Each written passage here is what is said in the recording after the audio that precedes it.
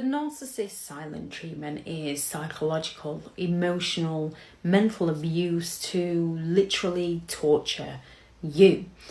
Narcissistic people tend to fall silent on you in order to punish you. Their silent treatment often leaves you questioning and doubting yourself, losing all your confidence, losing your self-respect, as you can find yourself chasing after them for answers to find out what you've done to upset them, because you're coming from the place that you're coming from, that if somebody hurts your feelings in some way, you might not know what to say to them. So you might temporarily fall silent until you can pluck up the courage to have a healthy debate with them. So you can think the narcissist is coming from the place you're coming from when they're not. They're coming from a completely different thought process to you. Narcissistic people fall silent to basically show you that they believe that you are beneath them, that they are superior to you and you should conform to their demands, and when you don't, they're going to find a way to punish you. It's a tactic that narcissistic people usually deploy when they fear something, when they fear being exposed, or when they fear being in the wrong, when they fear being open with you, when they fear being vulnerable with you.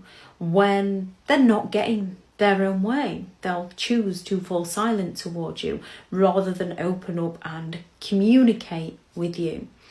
Narcissistic people go all out to fall silent towards you, to shame you and to manipulate you.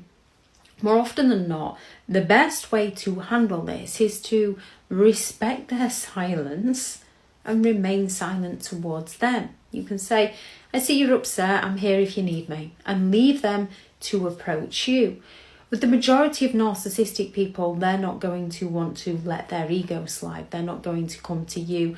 They're going to believe that you're the one that's playing games with them, and they're going to continue to remain silent towards you. However, with some narcissistic people, they are going to double down on their behaviour. So they might start smearing your name in order to get you to approach the narcissist and ask the narcissist to stop, because then the narcissist has opened up communication via third party by getting you to open up that communication. They might start flaunting new supply in front of you to try and provoke feelings of jealousy within you. They might start triangulating you in front of other people to play you off against others, accuse you of being the grumpy one, the mardy one, the one with the issues, while the narcissist is the life and the soul with all those around you.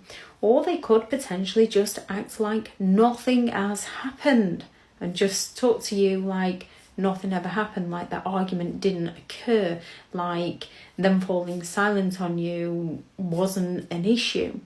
Or they can play the victim to somebody to get somebody to approach you and tell you just how horribly you're treating the narcissist. When it comes to the narcissist and their silent treatment, when they double down, how you respond to this is you stop playing. You recognise the game they're playing, you recognise the reaction they want, and you no longer provide it to them.